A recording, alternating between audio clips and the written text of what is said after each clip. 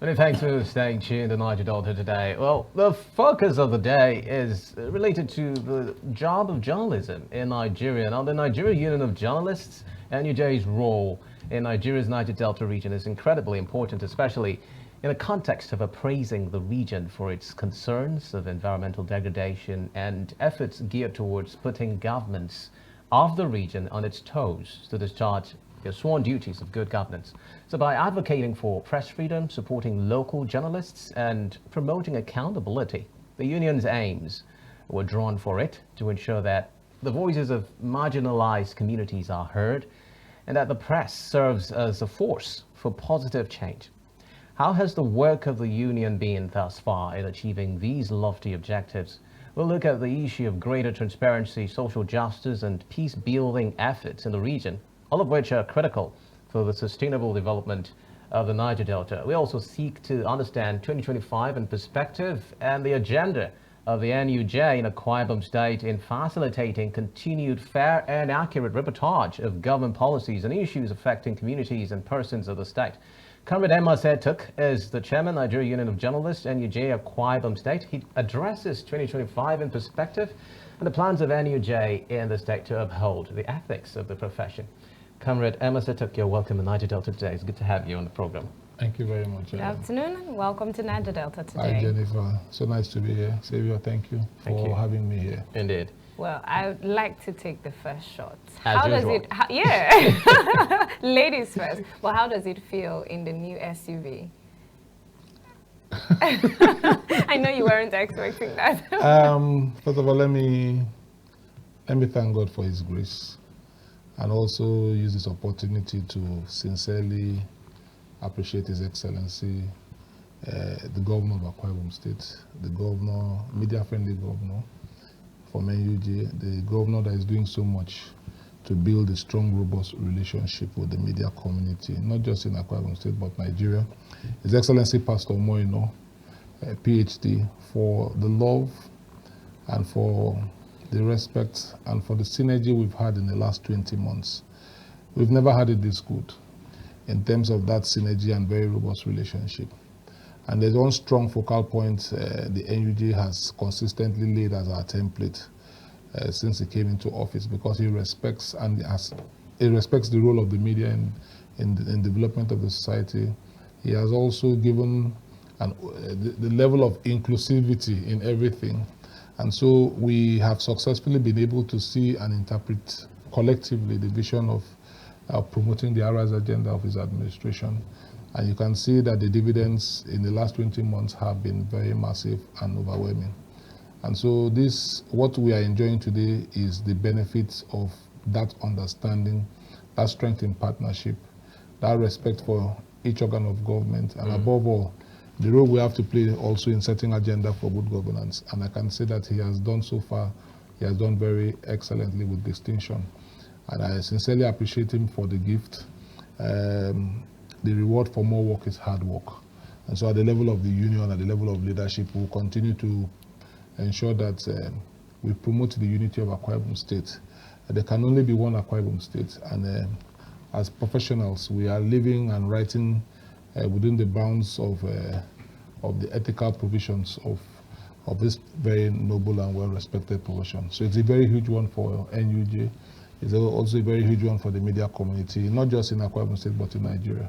Okay, but well, some quotas are speculating that perhaps the open arm to the NUJ might as well create some form of gagging the media or controlling the media from airing their views and opinion with regards to government policies. No. Let me say something. If there's one governor that we've had that respects press freedom, is His Excellency Pastor Omoino, without being sounding patriotic.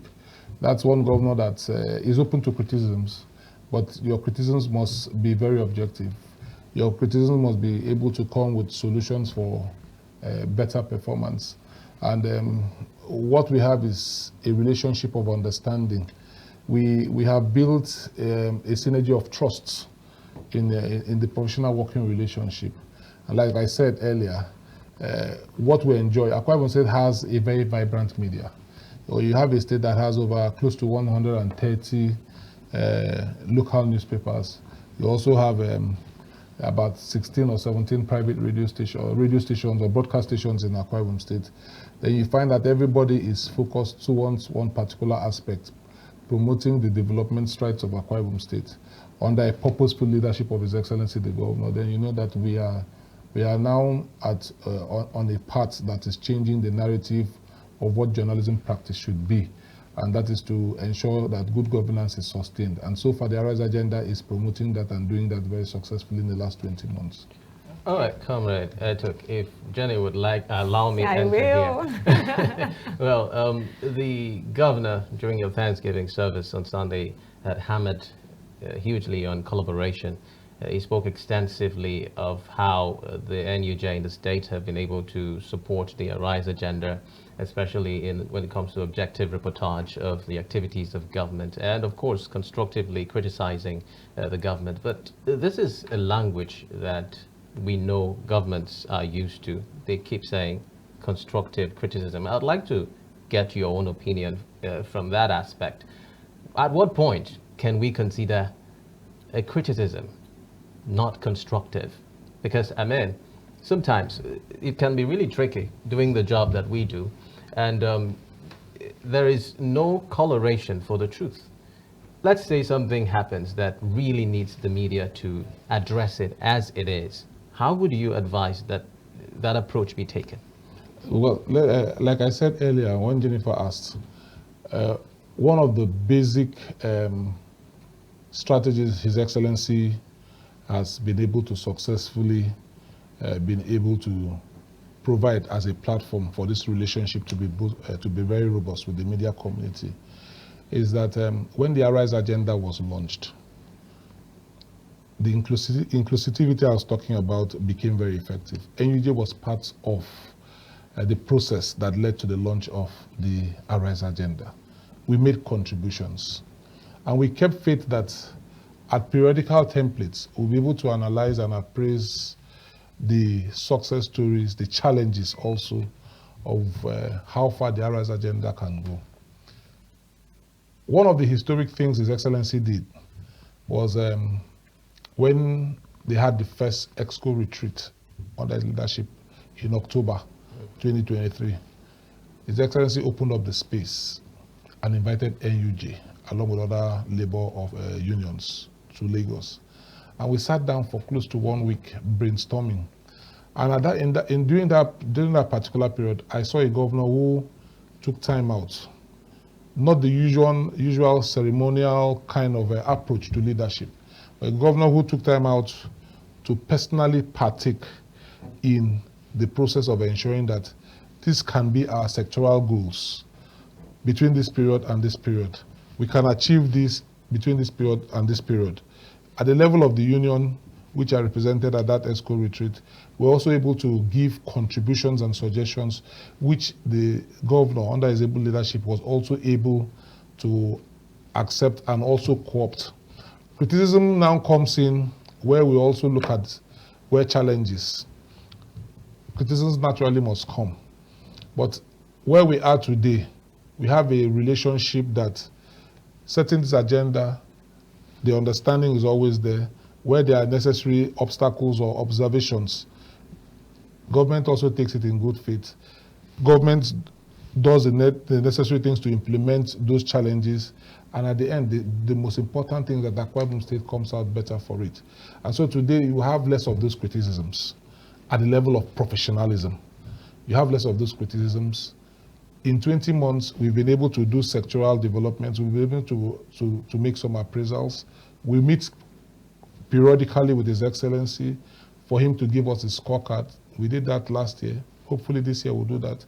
And so there's an assessment, there's an appraisal of the performance of government. And so far, you will agree with me that the agenda setting purpose of the media has also been able to tell the society that so far the government has done very well in 20 months. And so like you talked about, the collaborative efforts, it's very strong. The synergy is very massive. Between the NUJ and information managers in the state, that's the very first of its kind.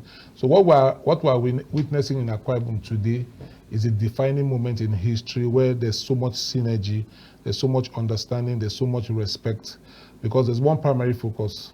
In building a society, we must write and change and enhance that template of editorial content that will attract more investment opportunities to the state, that will make the state grow in prosperity, and that also give the prosperous future that we're looking for. And so far, we're very satisfied with what we've done at the level of the union, at the level of professional practice. And we're also very satisfied with the performance of His Excellency, the Governor of Akwa Ibom State, Pastor Moino, in the last 20 months. Okay, we'll understand this will be your last tenure as the NUJ chairman in Akwa Ibom State. Now, let's have a little review of 2024, or in fact, from your first tenure, from year 1 up to this point, what has been the performance like of the NUJ in the state, as well as the relationship between the state government and the journalists in the state?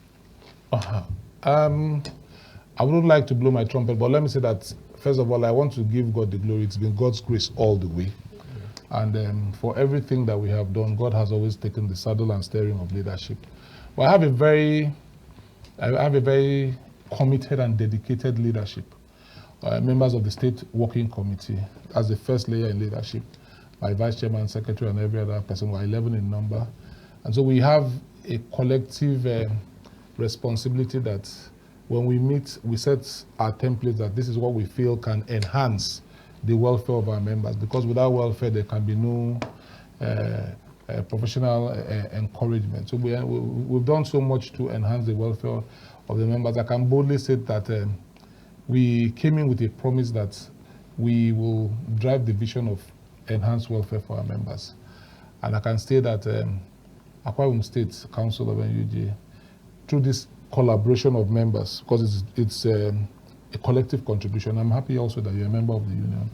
We've been able so far to disburse more than 6-7 million naira in terms of welfare for members. That is also historic. That's the first of its kind. We engage a lot in a lot of human capacity development programs, seminars, both at the State Council, within the state, and if possible outside. We do that also in collaboration with the National Secretariat also. We've been able to engage ourselves in very regular activities. We take sports as one of our paramount priorities, which we also do very regularly. We have our flagship event, the World Press Freedom Day. That's the most important event in the calendar of any media professional body, because it's globally celebrated, as recognized by the UNESCO. And so that has also encouraged us to reappraise the relationship between government and the media with regards to state actors' relationship and how free the press in Akwa Ibom is. And I can say that the press in Akwa Ibom State today enjoys a relative massive freedom of the press, and also have our press week. And so 2024, or the last 5.5 years, have been very wonderful, very rewarding, though with challenges, which is very normal in any society. But God has given us the grace and wisdom to steer the wheels of progress. And we've been able to take Akwa Ibom State to the heart of Nigeria. Today, in terms of numerical strength, when I came in, we were about 460-something members, 405. But today, at the level of the State Council, we have close to about 800 members. That makes us the biggest and largest in the South-South, first, because of the nature of the vibrancy of the media space in Akwa Ibom State. We are about the 3rd or 4th largest in Nigeria. And we're strategically also positioned that the center, that is Abuja, is also working closely with our progress, and we give a lot of support. And so we have been able to restore the confidence of what media practice should be to the society. We were able to restore the integrity of this noble profession. And of course, as gatekeepers, we continue to ensure that what we send out as editorials and news content also reflects the way that it should be able to change the society. And as agenda setters, we hold government accountable in all we do. So we are not shying away to our constitutional responsibilities. Of course, you know that constitutionally we're recognized as the 4th estate of the realm. And so we believe strongly in that very close collaboration for development. One of the cardinal things that we've always pointed out is that we must enhance development journalism. That is the only way you can better your society. That is the only way that we can bring progress to a community. That is the only way we can highlight whatever challenges that we have anywhere, so that development can touch every sector of this very great state. Today that Akwa Ibom State has become a reference point for excellence is because of the legacies of the leaders that we've had in the past that has made this state become a choice of destination, not just for anything, even for tourism, for sports, economic meetings. But Akwa Ibom State is becoming a very huge destination, and I'm happy that we have great leaders who have laid the legacies of the foundation, and we have a governor presently who is building through the Arise agenda to ensure that we give his legacies will continue to uphold that strong, prosperous vision that we've always been aching for. Okay, Comrade Etuk. There's another very pertinent issue. You spoke about the challenges of the field of doing the job of journalism in this terrain. And that reminded me of a very pertinent issue that has to do with professionalism, upholding the standard of journalism and ensuring that journalists are consistently trained to understand that the profession should be respected. There's a certain prestige that comes with being a journalist, and you are not supposed to act a certain way or belittle what you hold or what you're supposed to represent in the society. A typical example that I know of is that sometimes you get to see that politicians don't really take some journalists seriously. And to an extent, it goes ahead to affect how they relate to certain journalists. I have a typical example. You try to reach out to maybe a key figure to maybe respond to something very important that has to do, that is of state interest or even national interest to an extent. But then they snub you, they turn you down. And if you try to approach them to have a conversation, it's as if you have anything you are trying to gain from them instead of just for the job. You're trying to do the job of journalism. But because of it, you can't really blame them, because they've had series of examples or situation scenarios where they try to interface with certain crops of journalists, and what they receive as feedback are usually negative. That encounter makes them rate all others in the same pedestal. How would you talk about the issue of training for journalists to understand comportment, how to carry themselves, especially when it has to do with issues of discharging their roles as journalists in a society like ours? I would like to add to that. How then do you sieve out the bad eggs that is affecting the journalism profession? You know, one of the greatest challenges in any profession is the challenge of quackery. That's a very big challenge everywhere. And it's one battle we took to the home front when we came into office, because it became an all-comers affair. It became very embarrassing to us as core professionals. It became also very worrisome, because at that level, it became, when we came into office, with the level of respect we had, the way state actors would also take you, would make you feel challenged that you are counted just like every member of the general public. Why? Because at a certain stage, we had people who would carry every Android phone and tell you that they're journalists. And the process of sending out their so-called news stories will not have the content of journalistic, ethical write-ups.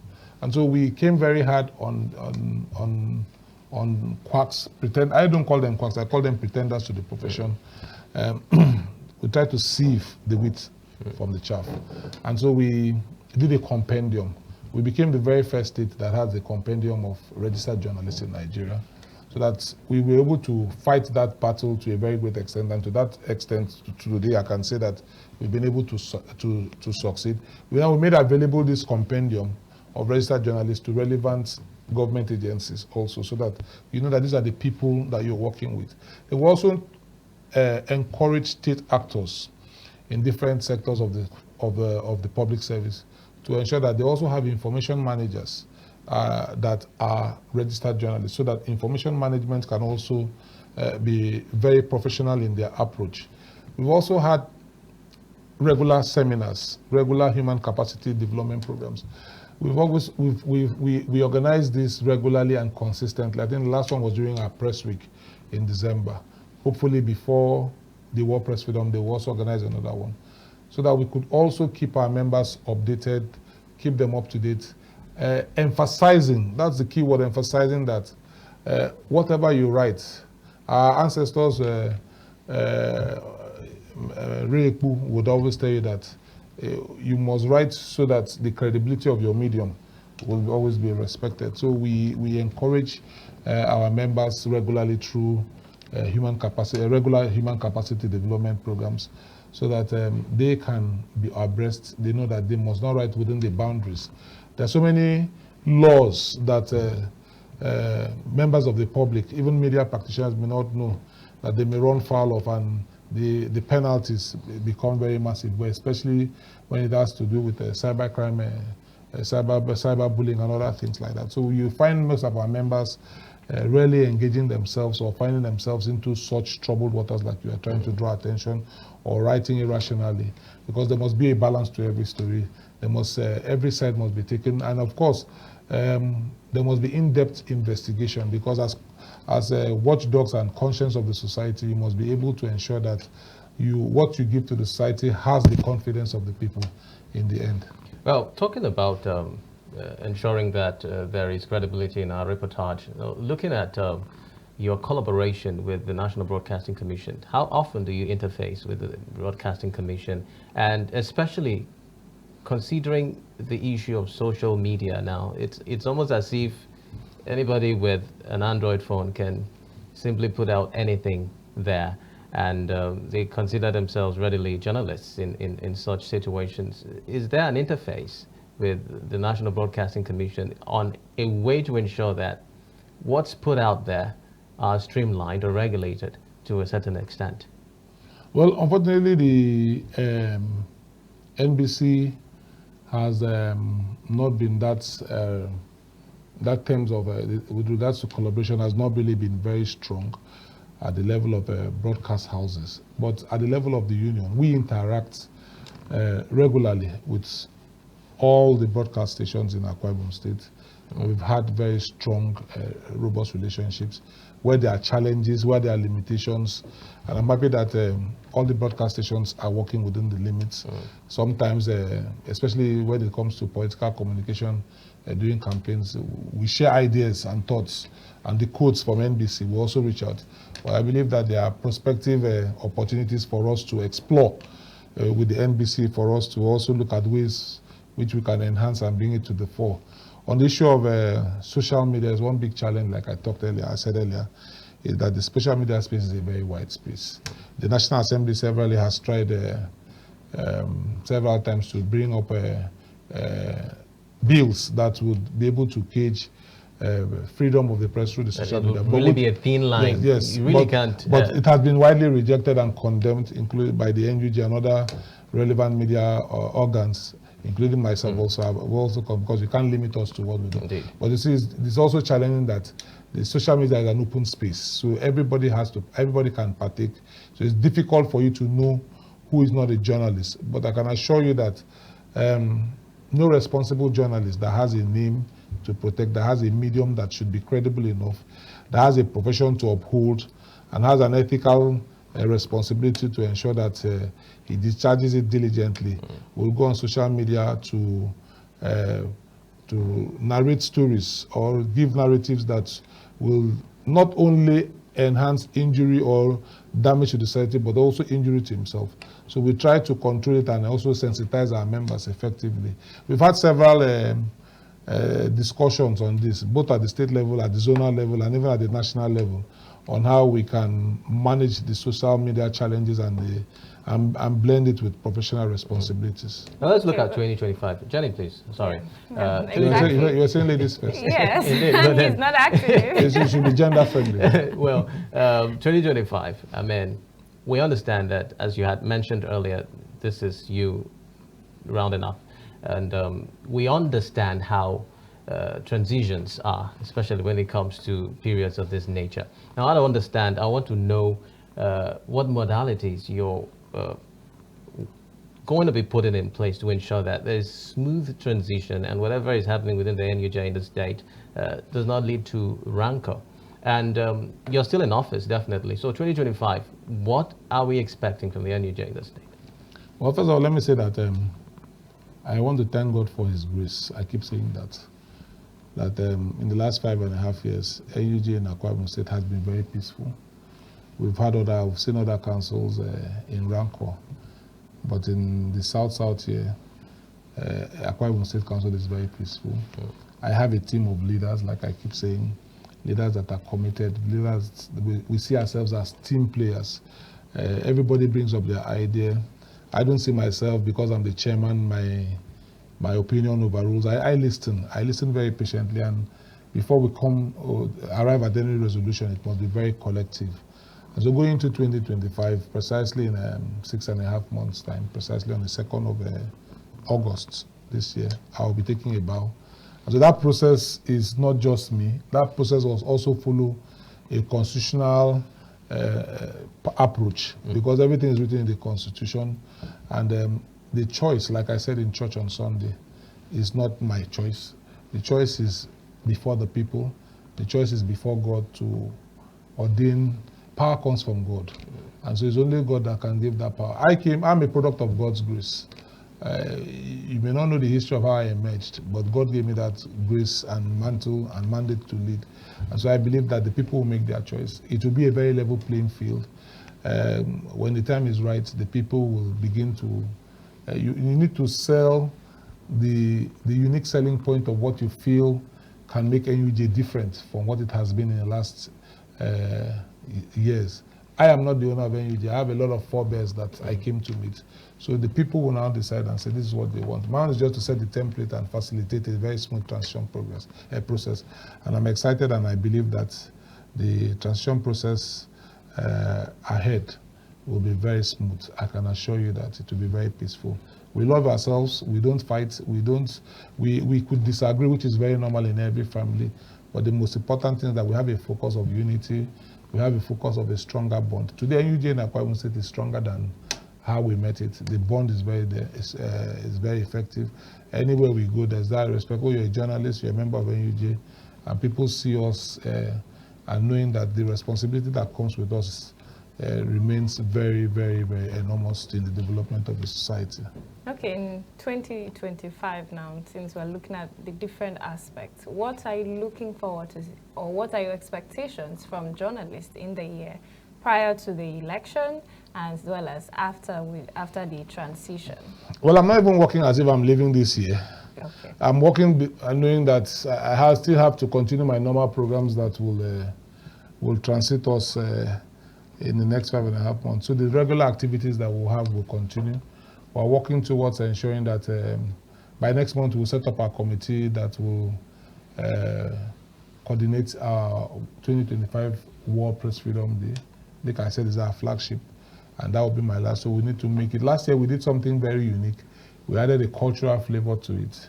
And so this year we also need to share more ideas on how we can make it very more creative, and also really bringing a lot of intellectual depth into it. So we'll be working on that. The World Press Freedom Day for the year 2025 is a global event.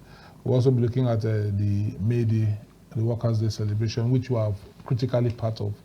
It may interest you to know that since I came into office under this leadership, the NUJ has always been at the forefront of winning the match past, either first, second, or third. Last year we came back to our first position, so that significantly puts us at the pedestal of a very united union. Like I said, I told you then, we're looking at other events that we have. We also have chapels that we'll have, or there are other chapel weeks. And of course, we will have our quarterly solemn assembly.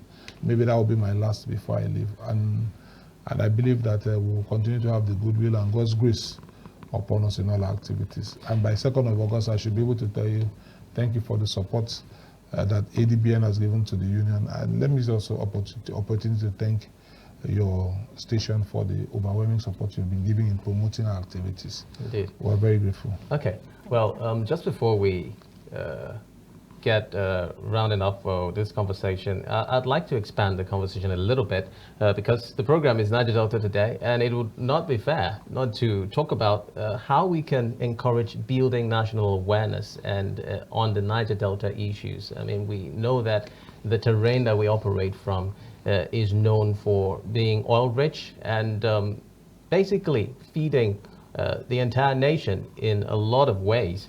Now, do you think that the role of journalists in this region can be really emphasized in such a way that we do more in encouraging the information about this region, especially as it has to do with encouraging communities and giving really concrete information as regards the issue of environmental degradation that is very inherent here, especially in areas that are suffering inimical issues. For instance, there's a community in River State currently, they're trying to put out a fire as a result of vandalism of pipelines, as a result of trying to extract oil illegally.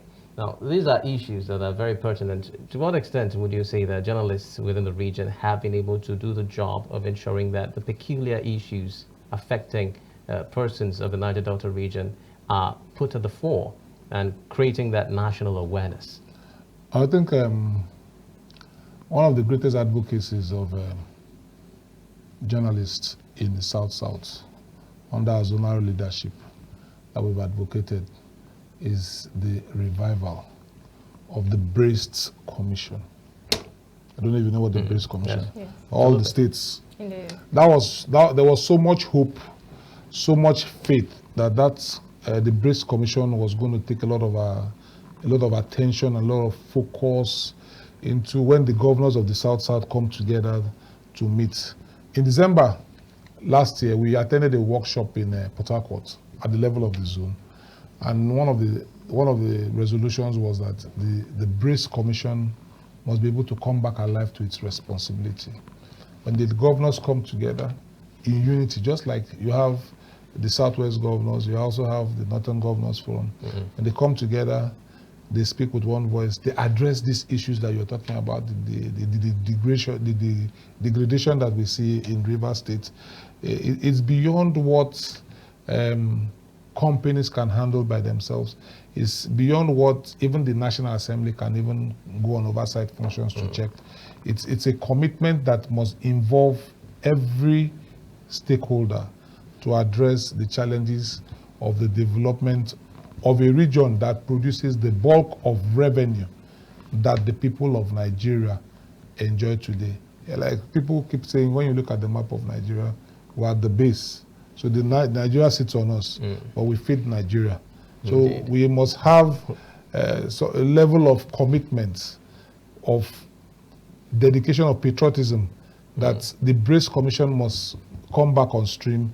So I will begin to address those issues. We need to see more of our South-South governors come together regularly, irrespective of political affiliations. And I'm happy that the way the relationship is going, nobody's talking about political affiliations. Everybody's talking about how we can build a united region, how we can build a united Nigeria, how Nigeria in the next few years can begin to become that giant that we truly are.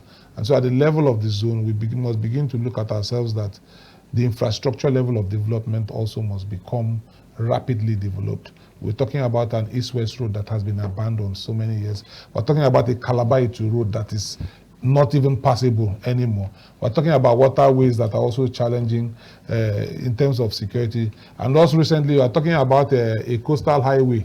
You know, that we must also ensure that it must not be lip service. It must also be implemented so that something can also start from the Calabar end also, so that we can see those dividends of democracy. So we must begin to think further. We must also begin to think of how we can revive even real interconnectivity between the South-South states. It's a very rich region that we must have our leaders sit and look at what the future believes. And I believe that so far we have leaders that are committed within the South-South, and I believe that they can set this agenda and drive it successfully. All right. Thank you so much, Comrade Amos Etuk, for coming on the program. And of course, congratulations on the successful organization of the annual Thanksgiving of the NUJ. Thank you. And thank you for being part of us. Thank you, Comrade Amos Etuk. Well,